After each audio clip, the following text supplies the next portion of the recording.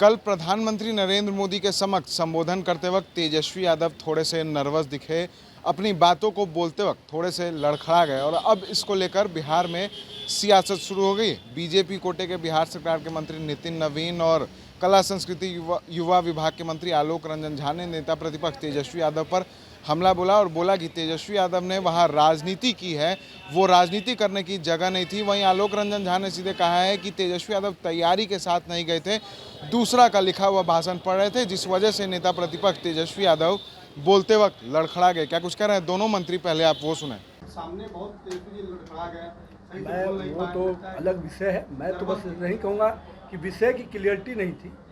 अगर प्रधानमंत्री जी ने जिस प्रकार से बिहार की चर्चा की और उन्होंने बहुत ही स्पष्ट शब्दों में दो संदेश दिया। जो पहला संदेश था, जो बिहार की सेवा करेगा, बिहार के लोग उसको पूरी तरह से आशीर्वाद देते रहे और आगे भी देते रहेंगे। माननीय प्रधानमंत्री जी जब से बने तब से उन्होंने बिहार को हमेशा अपने दिल में अलग स्थान दिया और यही कारण था कि बिहार के विकास की योजनाओं से लेकर हर चीज़ की चिंता खुद उन्होंने की और यही कारण है कि 2019 का चुनाव हो या 2014 का चुनाव हो, हमेशा उनको पूरा आशीर्वाद मिला। दूसरा जो बड़ा संदेश हम सभी जनप्रतिनिधियों के लिए दिया कि जहां देश में और पूरे बिहार में भी हम लोग अधिकार की बात करते हैं, वहीं हमें कर्तव्य की भी बात करनी चाहिए। और मेरा मानना है कि हम सभी जनप्रतिनिधियों के लिए एक मूल मंत्र है कि कर्तव्य और अधिकार दोनों को साथ लेके चलेंगे तो निश्चित रूप से हमारा भी एक नेतृत्व क्षमता डेवलप होगा। साथ वहाँ बोलने के लिए नहीं गए थे। तेजस्वी जी जो विषय था शताब्दी समारोह में बोलने के लिए नहीं गए थे। एक लिखा लिखाया भाषण को लेकर के और सीधा जा कर के पढ़ने में इसी प्रकार से लड़खड़ाहट होती है, जो तेजस्वी जी के भाषण को देखने से लग रहा था। तैयारी नहीं करके गए, तैयारी करके जाते तो लड़खड़ाते नहीं। अभी भी दूसरे का लिखा हुआ पढ़ रहे हैं।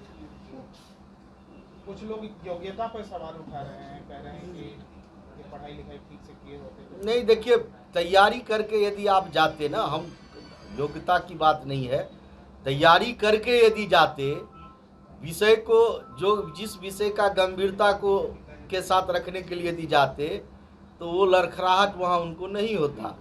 वो तो कोई लिख करके दिए थे और उसको ऊपर रहे थे तो उसमें वो उस ढंग से उस विषय को नहीं रख पा रहे थे, ऐसा ही हमको लग रहा था देखने से। तेजस्वी जी ने कर्पूरी ठाकुर को भारत रत्न देने की मांग की, क्या? देखिए, आदरणीय प्रधानमंत्री जी ने जब बिहार की चर्चा की तो उसमें कर्पूरी ठाकुर जी की भी चर्चा की, उसमें जयप्रकाश नारायण जी की भी चर्चा की, श्री कृष्ण बाबू की भी चर्चा की, राजेंद्र प्रसाद जी की भी चर्चा की। आदरणीय प्रधानमंत्री जी ने जो जो हमारे देश के राज्य के महान नायक जो देश में जिनकी पहचान है, सबों की चर्चा की।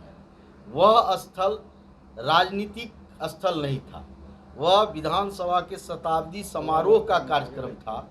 उसमें हम लोगों को गर्व है कि हम लोग गौरवान्वित महसूस कर रहे हैं कि माननीय प्रधानमंत्री आकर के, जो बिहार के दिल में बसने वाले माननीय प्रधानमंत्री, बिहार के एक एक लोगों के दिल में बसते हैं, उन्होंने बिहार के सम्मान को बढ़ाने का काम किया है। आपने सुना है दोनों मंत्रियों ने सीधे तौर पर कहा है कि नेता प्रतिपक्ष तेजस्वी यादव खुद से लिख कर जाते, अगर तैयारी करके जाते तो प्रधानमंत्री के समक्ष बिल्कुल भी नर्वस नहीं होते। नेता प्रतिपक्ष ने तैयारियां नहीं की थी, जिस वजह से वो लड़खड़ा गए और अपनी बातों को पूरी तरह नहीं कह पाए। कहना कुछ और था और कह कुछ और गए।